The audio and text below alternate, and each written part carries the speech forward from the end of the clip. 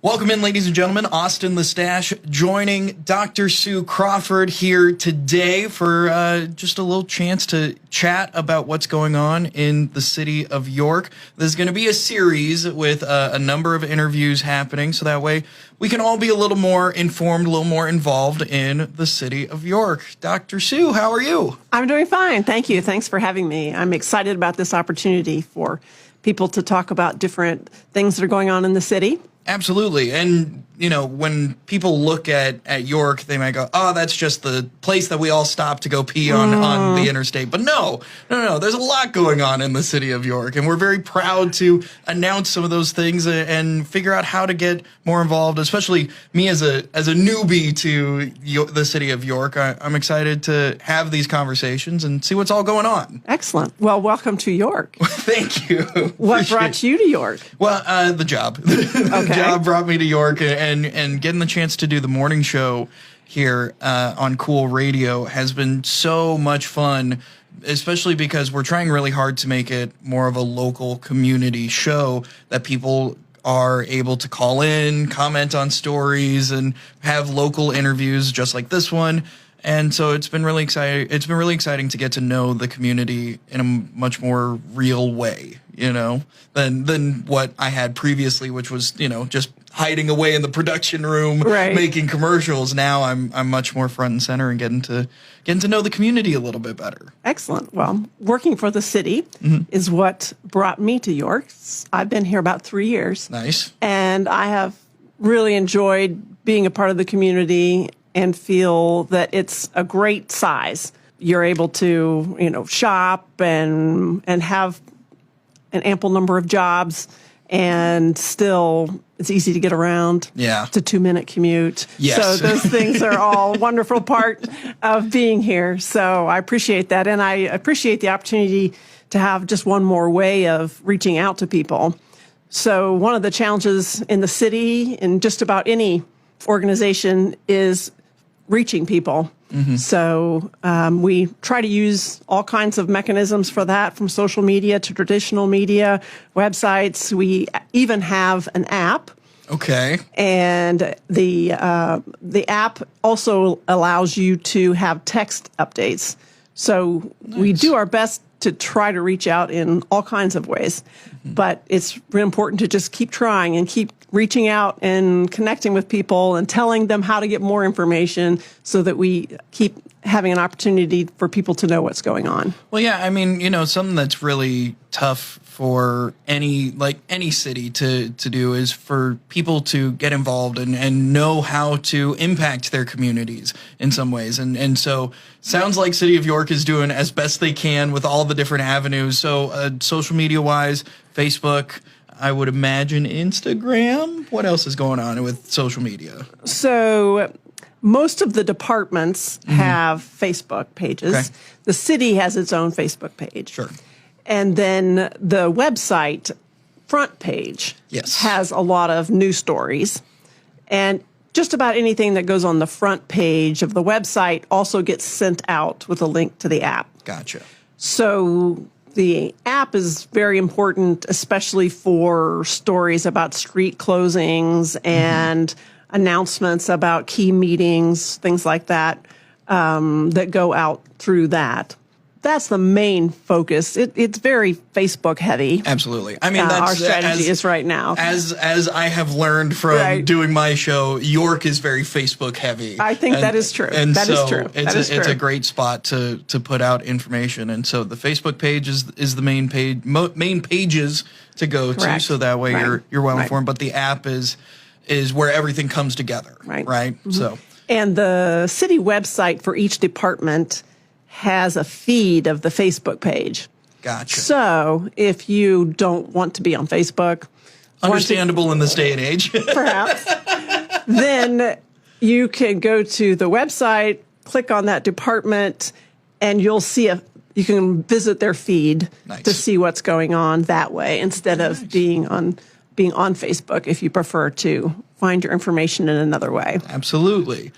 So that's a great way to stay informed. What is going on in the city of York? And as we look forward to future interviews, what are some things that we're going to be talking about? Well, we are in the process of building a new fire station. All right. So that's huge. Just Yeah. this morning, we had closure on the land, and you'll soon see things getting knocked down All right. on North Lincoln. So that's happening. We're right now starting the budget process. Okay. So maybe a boring topic. Not always the fun part. But actually, there's like it's very two people important. that are Yeah. really big into math right now that are like, yes, let me see those numbers. So our treasurer is a key part of this process. Mm-hmm. She kicked off the process with a treasure joke. So Nice. yes, it was. Fantastic. Why did the accountant cross the road? Why? To bore people on the other side.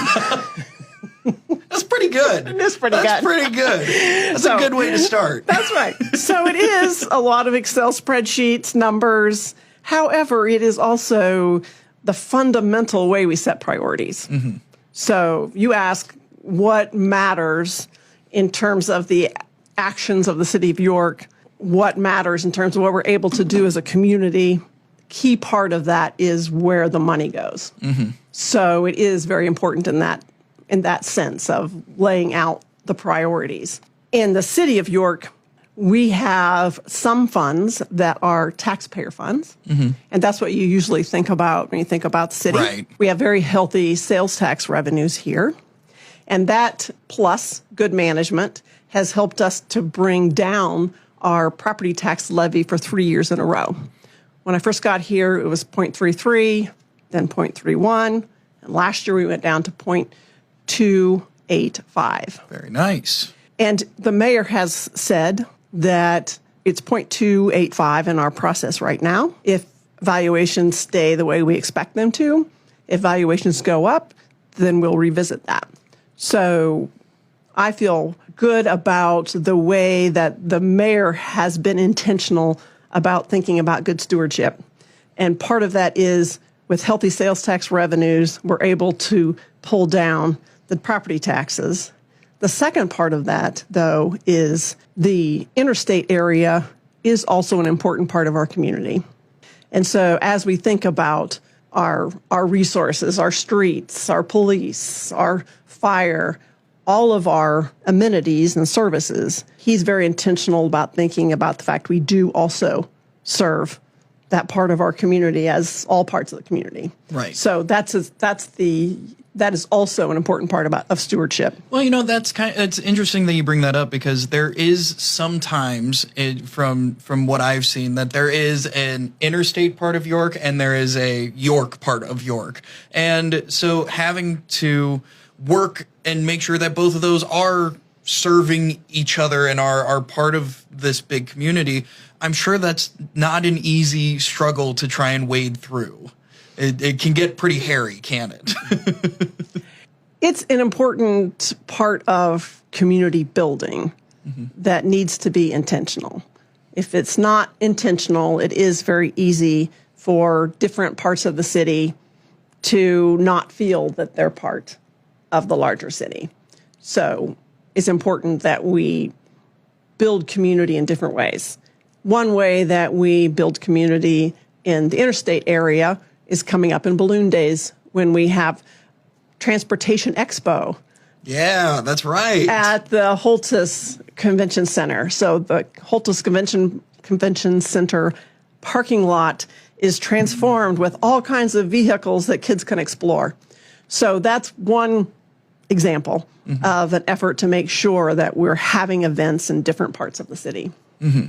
Absolutely. And so you mentioned Balloon Days is coming up. There's some other events that are happening. I think you had mentioned beforehand that there's something going on at Kilgore Memorial Library, right? Yes. So there are all kinds of kids events going on in the library. On the 17th, we're starting a series. The city is collaborating with YC3, which is York County Community Coalition, and UNL Extension, and Four Corners, to have a session on hope and building hope in York. So many community entities, including Four Corners and the York Public Schools, have been working on this topic of hope and how to build hope for ourselves and especially make sure we're building hope for the kids in our community. Mm-hmm.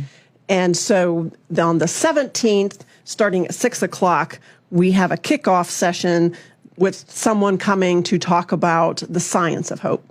Okay. And there is a book that many of the people in Nebraska have been reading about the science of hope called Hope Rising. So we'll talk a bit about that. And Four Corners has had Hope Champions who have been learning how to lead sessions about the science of hope. So we're joining this conversation with all kinds of partners to make sure that we're being intentional about hope and making sure our kids have hope, making sure we have hope. It's fascinating to see there is actually a science of hope. It is really cool. What I love to hear is you keep using the word intentional, and that is such a great way of looking about things, and especially with things, a lot of people, I have an 18-month-old at home, and so looking at how I was raised with all of this social media and trying to figure it out as a parent. How do I wade through this process? My wife is a second grade teacher. Her talking about her second graders and what problems her second graders are dealing with. The idea of learning about the science of hope and all of that sort of stuff is so interesting, because there are a lot of times when we're looking online, we're looking at social media, it doesn't look like there's a whole lot of hope out there. And so to see an event like this, and especially with the library, I love the public library. There's so many things that people don't realize are available to them with the public library that, having events like this, they're just really cool and uplifting. Yeah. And I hope the community floods to this event that's going on. So the talk starts at 6 o'clock on July 17th at the library. There will be kids' activities at the same time. Okay. So you're able to come and have your kids be engaged while you're learning about hope. The talk kicks off a process. People will, after the talk, they'll have a chance to take a survey to measure their own hope. Okay. And then we expect to have some book clubs and other resources for people to continue to work on hope. Mm-hmm. And then they can take the survey again later and see if they're improving. All right. So the kickoff is July 17th at 6 o'clock at Kilgore Memorial Library. Perfect. Very nice. Is there anything else going on that people will want to get involved with? So our council meets on the first and third Thursdays. Fantastic. At 5:30. Those meetings are all open. The agenda for the meetings is on our website. If you go to our website and look for government and look for agendas and minutes, you'll see what's going to be discussed. Mm-hmm. It will also have any attachments there, so you can see the things that the council members see before you come to the meeting. And that's also where we keep our minutes, so you can go see what the conversation was earlier as well. Well, it sounds like a very easy way to stay involved, and you said they were all open. Yes, so that's the city council. Uh-huh. Then our community has many commissions and boards. Okay. And they also have media announcements and minutes on the webpage. Mm-hmm. So if you want to be involved in learning about something else, if you want to be considered for one of those boards, you could just email the city clerk and we'll see if we have an opening or what kinds of ways you can get involved in that as well. The website also has a tool that allows you to send in a comment or a concern. Okay.